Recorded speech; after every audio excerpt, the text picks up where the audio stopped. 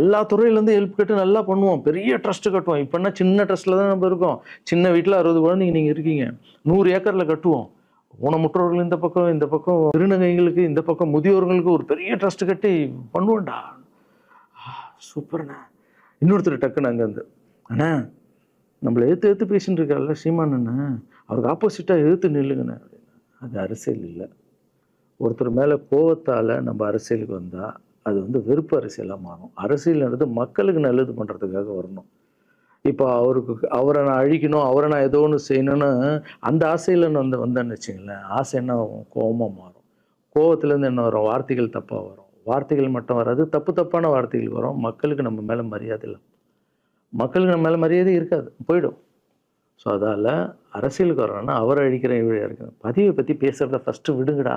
First வேலையை பார்ப்போம்டா. நம்ம தலைவர் வரோன்னு சொல்லிட்டாரு, ட்வீட் போடுங்களா அப்படின்னு ட்வீட் போட்டுட்டு அங்கேருந்து